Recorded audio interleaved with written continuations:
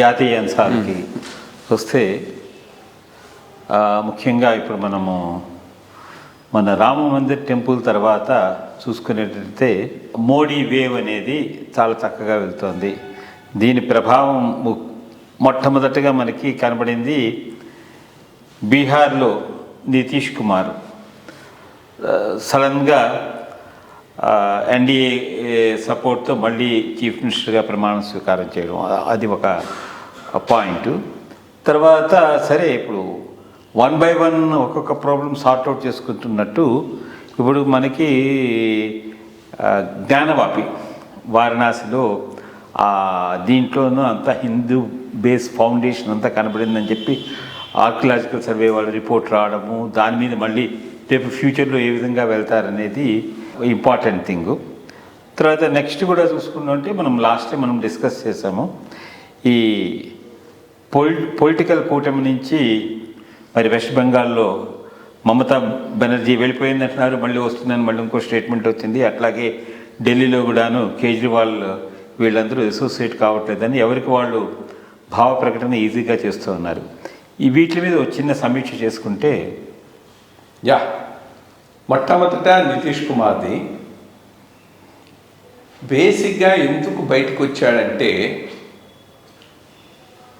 Cost senses fail అయింది, రామ మందిరం success అయింది. ఇప్పుడు వీళ్ళంతా ఇది ఒక బ్యాచ్ హిందూ కమ్యూనిటీలో డివిజన్ తెచ్చి దాని ద్వారా లబ్ధి పొందాలి అనేటటువంటి బ్యాచ్ ఈ లాలూ ప్రసాద్ యాదవ్, నితీష్ కుమారు, అఖిలేష్ యాదవ్, ఈ బ్యాచ్ అంతా దానికోసమే ట్రై చేస్తూ ఉంటారు.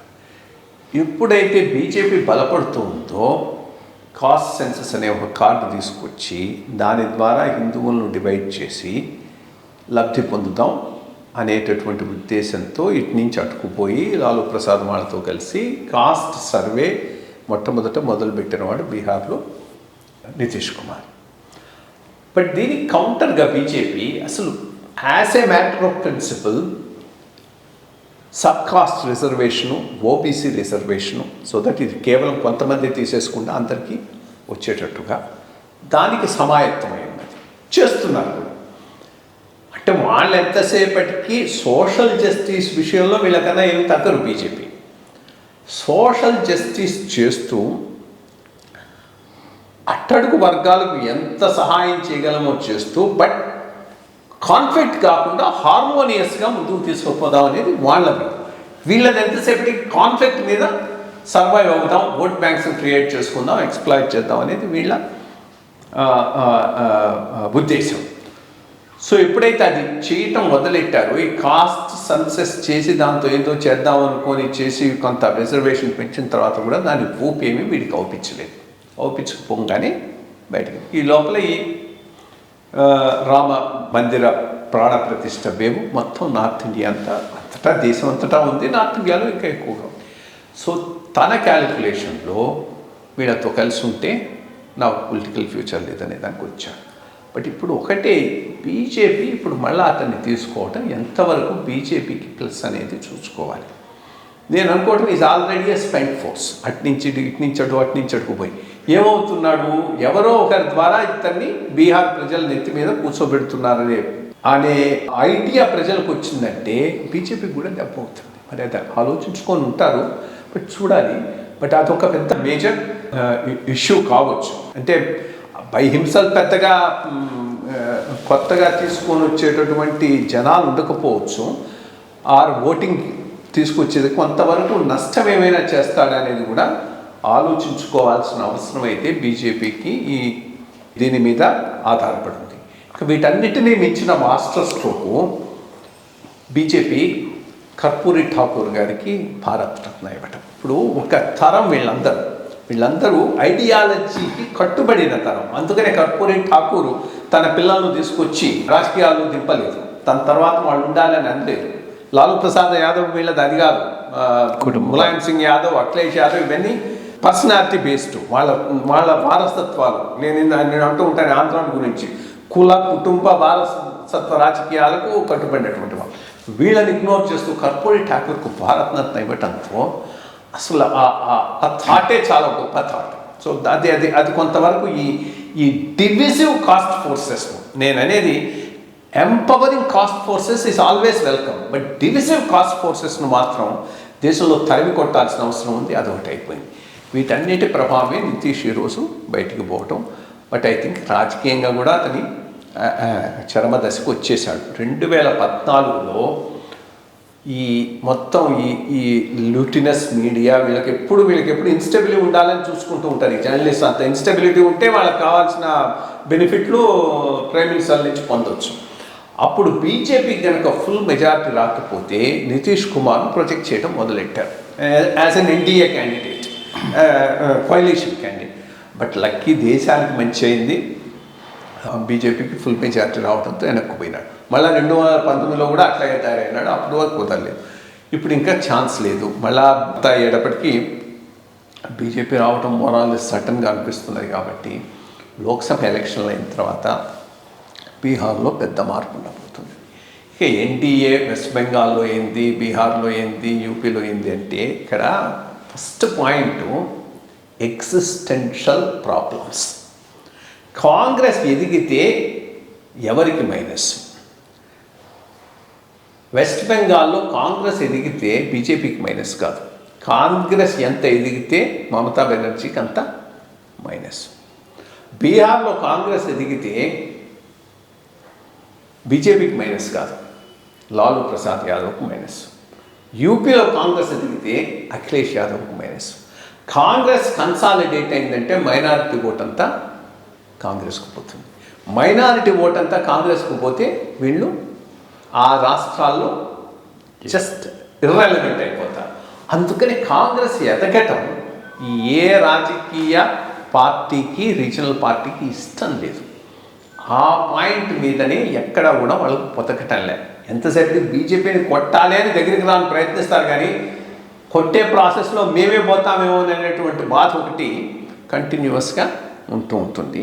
కాబట్టి దీనివల్ల ఇది ఇండియా ఇది సక్సెస్ అయ్యే అవకాశమే లేదు, బ్రేకప్ అవుతుంది.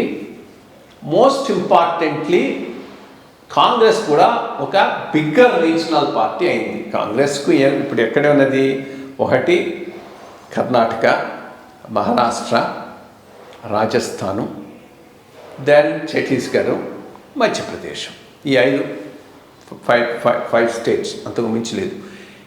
ఈ ఎన్నికలలో ఇక్కడ కనుక పుంజుకోలేకపోయింది అంటే, బీజేపీ కనుక స్వీప్ చేసిందంటే కాంగ్రెస్ ఇంకా కష్టం. అంటే ఎంత 30-40లో కనుక సెటిల్ అయిపోయినారంటే ఇంకా that will finish off Congress also. ఇది బ్రాడ్గా political scenario at the central level ఎలక్షన్ల ముందు. ఇక జ్ఞానవాపి మాస్టర్ గురించి అంటే ఎంత క్రూరుడో వాడు, ఔరంగజేబు అనేటటువంటి వాడు, వీటిని బట్టి తెలుస్తుంది. వాడి క్రూరత్వం లిమిట్లెస్. ఇదిగో ఎవరో తోలుతున్నది అమెరికాలో ఆడే టస్కియనో ఇదనో ఏవేవో చేసి కొత్తగా వాళ్ళని they are trying to show him as a saint. But వాడిలో ఎట్లాంటి మంచితనం లేనటువంటి క్రూరుడు. ఎంత క్రూరుడు అంటే ఢిల్లీలో అంతకుముందు ఎప్పుడూ లేనిది, మిగిలిన మొఘల్ రూలర్స్ అందరూ ఎప్పుడో వదిలేసినటువంటి జిజియాను వీటి మళ్ళీ తీసుకొచ్చి ప్రవేశపెట్టాడు. జిజియా వేస్తూ దానికి పెద్ద రివోల్ట్ వచ్చింది ఢిల్లీలో. ప్రజలందరూ అట్లా రోడ్డు మీద పడుకొని ఉంటే వాళ్ళ మీద నుంచి తొక్కించుకుంటూ ఏనుగులో మసీదుకు పోయినాడు ప్రేయర్స్ చేయి. అంత I mean is a third rate character overall. అసలు వాడిని ఒక సెయింట్ కింద ప్రొజెక్ట్ చేయటం అనేటటువంటిది ఇది ఒక పెద్ద భారతదేశంలో జరిగిన కుట్ర. నెహ్రూ గారి టైంలో మౌలానా కలాం ఆజాద్లో చరిత్రనే తిరగరాశారు అపీస్మెంట్ పాలసీ కింద. వాడు చేసినటువంటి 2 ధ్వంసాలు హిందువులకు మెయిన్ ఏవైతే ప్రధానమైనటువంటి చిహ్నాలుగా ఉన్నాయన్నారో మథుర, కాశీని రెండింటినీ నాశనం చేసి కట్టిన మాట మాత్రం వాస్తవం, దాంట్లో ఏమీ తప్పు లేదు. వాడే కాదు, అందరూ అన్ని చోట్ల కూడా అదే చేశారు. ఎక్కడైతే టెంపుల్ ఉన్నదో టెంపుల్ పడగొట్టడం, అక్కడ మసీద్ కట్టడం అనేది దేశం అంతటా జరిగినటువంటి సత్యం. సో దీనికి ఒక నేషనల్ రికన్సిలియేషన్ అయితే కావాలి. ఇవాళ ఎవరో ఒక ముస్లిం స్కాలర్ కూడా చక్కగా మాట్లాడారు. ఇప్పుడు అదేదో బయట నుంచి వచ్చిన విగ్రహం ఇదంతా తప్పు. కరెక్ట్, అది ఏఎస్ఐ ఇచ్చినటువంటి దాంట్లో దీని మీద మనం ఎట్లా రికన్సైల్ అవుదాం అనేటటువంటి దాని మీద ఒక థాట్ ప్రాసెస్ ఉండాలి. మేబీ అయోధ్య దెన్ మన మథుర, ఈ రెండు కాశీ మథుర వదిలేస్తే మిగిలిన అసలు తెచ్చాం. అందుకనే ఆర్ఎస్ఎస్ చీఫ్ కూడా ఒక చక్కని మాట అన్నాడు, ప్రతి మసీదు కింద శివాలయాన్ని మేము వెతకమని అన్నాడు. అది very very important statement.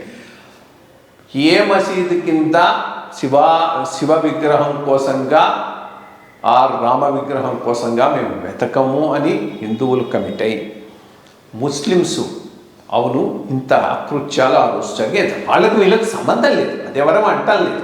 In fact ఇండియాలో గ్రో అయిన ఇస్లాంకు ఈ ఔరంగజేబు చెప్పిన ఇస్లాంకు సంబంధమే లేదు. ఇదంతా దర్గా బేస్డ్, సూఫీ సెయింట్స్ బేస్డ్ జరిగింది. బట్ ఔరంగజేబుది ఐ మీన్ వాడి ఫాలోయర్ ఎవడైనా ఈ రోజు ఉన్నాడంటే ఔరంగజేబు ఫాలోయర్, వాడు ఐసిస్, అల్ ఖైదా, అది వాడి పాలసీ ఔరంగజేబు. సో వాడి హెరిటేజ్ కానీ వాడి వారసత్వం కానీ ఇండియన్ ముస్లిమ్స్కి లేదు. సో లెట్స్ యాక్సెప్ట్ దట్, దాంట్లో ఏమీ డౌట్ లేదు. సో ఈ రికన్సిలియేషన్ ఒకటి తీసుకురాగలి, దేశానికి మంచిది, ముస్లింలకు మంచిది, హిందువులకు మంచిది, దేశం బాగా పురోగతిగా ముందుకు పోయే అవకాశం. For more updates, like, comment, subscribe to our channel. Hey darlings, గంటని click చేయడం మర్చిపోకండి.